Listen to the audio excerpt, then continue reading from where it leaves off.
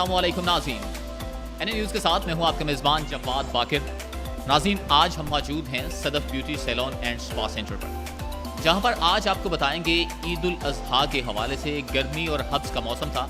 अगर Sadaf and beauty salon का आप लास्ट प्रोग्राम उठा के देखें जो हमने इनके साथ किया था, तो उसमें हमने इनसे प्रॉमिस लिया था और इन्होंने कहा था कि हम आपको बताएंगे कि जो हब्स, गर्मी और चूल्हे के आगे ख़ातीन अपना मेकअप कैसे ठहरा सकती हैं देर तक, लॉन्ग लास्टिंग यानी कि, क्योंकि गर्मी है, हब्स है, पसीना आता है और अक्सर ये देखा गया है कि वो बेस फट जाती है, उसमें निशान से आ जाते हैं। आज वही टिप्स इनसे लेंगे और साथ साथ आपको दिखाएंगे कि मेकअप करना भी कैसे है। सदफ, सबसे पहले तो ये बताइएगा कि जो ईद पे घरों में ख़ातीन मेकअप करती हैं, इन्हें कौन सा मेकअप बोला जाता है? देखिए, ये पार्टी मेकअप ही होता है। पार्टी मेकअप कह सकते हैं आप, डे मेकअप कह सकते हैं, लाइट मेकअप होता है, यानी दिन में जो भी मेकअप होता है, जैसे ईद पर खासकर जो होता है हमें मॉर्निंग में करना पड़ता है ये मेकअप, तो लाइट होता है मेकअप, तो इसे पार्टी मेकअप कहते हैं। इसे पार्टी मेकअप बेसिकली बोलते हैं। अच्छा सदफ, ये बताइएगा कि जो घरों में ख़ातीन मेकअप करती हैं उनके लिए क्या टिप्स देंगी, और ये जो आप बेस लगाएंगे इसके हवाले से बताइएगा कि बेस लगाना ही सब कुछ मेन चीज़ होती है। देखिए, मेकअप में ना सबसे जो अहम चीज़ होती है वो बेस है। बेस के बाद आइज़ मेकअप आ गया। अगर ये दो चीज़ें आपने अच्छी की हैं, अगर आपके हाथ की ग्रिप जो है वो अच्छी है, तो आपका मेकअप कहीं भी नहीं जाता। मैं तमाम लड़कियों को हमेशा अपने हर शोज़ में यही कहती हूँ कि आप लोग जब भी मेकअप करते हैं ना, ये नहीं कि आपने मुझे देखा और आप शुरू हो जाएं। उससे पहले एक दिन आप ट्राई ज़रूर करें। एक आध बार जब ट्राई कर लेती हैं ना, तो हाथ की ग्रिप जो है वो ग्रिप सही हो जाती है। जिस तरह आप पेंसिल होती है, हम लिखते हैं तो जब हमें लिखना तभी आएगा ना जब हमारी ग्रिप सही होगी। इसी तरह अगर हम स्पंज को सही यूज़ कर रहे हैं तो आपकी बेस कहीं भी नहीं जाती। और बेस के लिए जब भी प्रोडक्ट्स यूज़ करें, अच्छी करें यूज़। पाकिस्तान में ज़्यादातर कैरोलाइन चल रहा है, तो कैरोलाइन आप यूज़ करें तो बहुत अच्छा मेकअप होता है। ये जो कंटूरिंग होती है, इससे सिर्फ शेप ही आती है या ये जो आपका मेकअप है इस पे भी इफेक्ट करती है? देखिए, मेकअप को भी ये इन्हेंस करती है, और इसके अलावा जो होता है ना कि कंटूरिंग से ये होता है कि बाज़ लोगों की ये चिन निकली हुई होती है, डबल चिन होती है। कंटूरिंग से हम लोग उसे चिन को भी ख़त्म करते हैं। फैट बहुत ज़्यादा होता है बाज़ लोगों के फेस पर, उसे ख़त्म किया जाता है। जो नैन नक्श होते हैं वो तेज़ तेज़ तीखे दिखाए जाते हैं। जैसे नोज़ अगर किसी की चौड़ी है तो नोज़ को कंटूर करके हम लोग नोज़ को बारीक पतला सा दिखाते हैं, और अगर इधर चीन है कुछ है तो वो फिर ये तमाम चीज़ों को यानी कंटूर करके उस चीज़ को ख़त्म किया जाता है। इस तरह होता है। आपने देखा है, मैं अभी जो मेकअप कर रही थी मैंने भी उसमें कंटूरिंग की है, लेकिन मेरी मॉडल वैसे ही खूबसूरत थी, तो उसमें इतनी ज़्यादा कंटूरिंग की ज़रूरत नहीं थी हमें, लेकिन बहुत कम सी, बहुत हल्की फुल्की मैंने की है कंटूरिंग। ये बताइएगा कि आप कंटूरिंग भी आपने की है, आपने आइज़ मेकअप भी किया है, इसका ये जो है आइज़ मेकअप के हवाले से ये कलर कॉम्बिनेशन होता है या कि अपनी मर्ज़ी से भी आप कर सकते हैं? बाज़ औक़ात ये भी देखा गया है स्मोकी आइज़ होती हैं। बाज़ लोग इस तरह से करते हैं कि आपके जो कपड़े आपने पहने हैं उसके मुताबिक ये किया जाता है।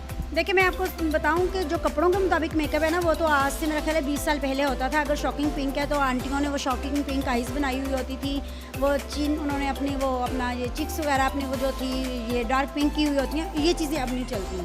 अभी ये होता है कि अगर आप अभी देखिए, तकरीबन सबको ही बहुत ज़्यादा अभी इतनी अवेयरनेस हो चुकी है हमारे यहाँ भी, नेट ने सबको बहुत होशियार कर दिया है, तो सबको पता है कि आइज़ मेकअप किस तरह का यानी अच्छा लगता है। आइज़ मेकअप स्मोकी आइज़ बहुत अच्छी लगती हैं, लेकिन वो डे में तो अच्छी नहीं लगेंगी ना। अगर आप ईद पर तैयार हो रहे हैं तो उसमें तो आप स्मोकी आइज़ नहीं अच्छी लग रही बिल्कुल भी।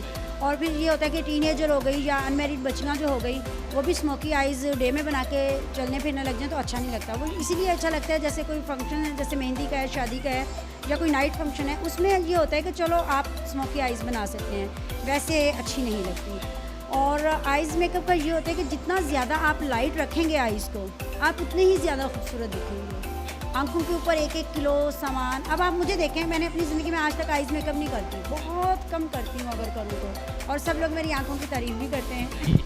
अच्छा, ये बताइए सदफ कि आइज़ मेकअप भी हो गया, बालों के मुतालिक भी आप बताएंगे कि बालों का यानी कि बैक कॉमिंग की है, फ्लिप उसका किस तरह से बनता है, ग्लिटर आपने इस्तेमाल किया आइज़ पे, शिमर इस्तेमाल करते हैं, ये सब तमाम चीज़ें।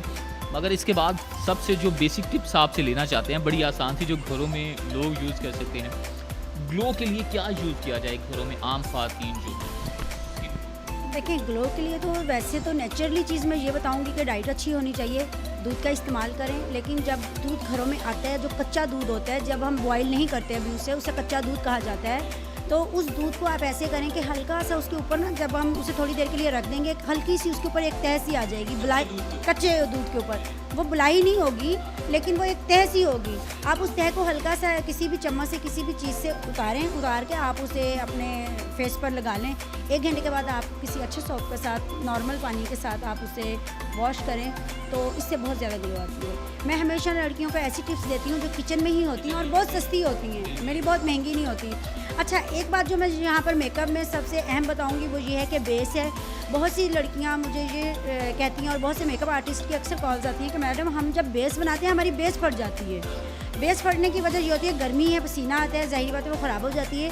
तो जब भी आपने मेकअप करना हो उससे 1 घंटा पहले आप छोटे छोटे क्यूब्स ले लें आइस के, बर्फ़ ले लें आप और उसको आप फेस पर लगाएं।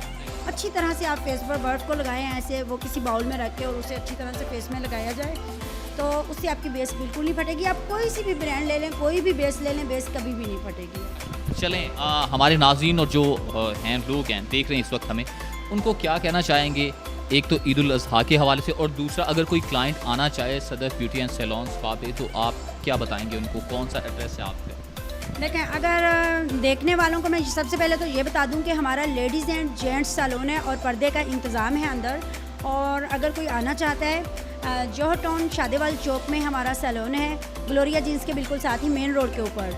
लाहौर जौहर टाउन शादेवाल चौक में ग्लोरिया जीन्स के बिल्कुल साथ हमारा सैलून है। आप आएँ, 030166449198 मेरा फ़ोन नंबर है, तो आप लोग आएँ। वहाँ पर आपको रिसेप्शन पर, चाहे आप लेडीज़ हैं या जेंट्स हैं, रिसेप्शन पे आपको मैं ही मिलूँगी। फिर आगे यानी जो हमारे हैं वो डिपार्टमेंट जो हैं वो डिपार्ट्स हमारे जो हैं वो अलग हैं, लेडीज़ का अलग है, जेंट्स का अलग है, लेकिन मिलूँगी सबको रिसेप्शन पे मैं ही।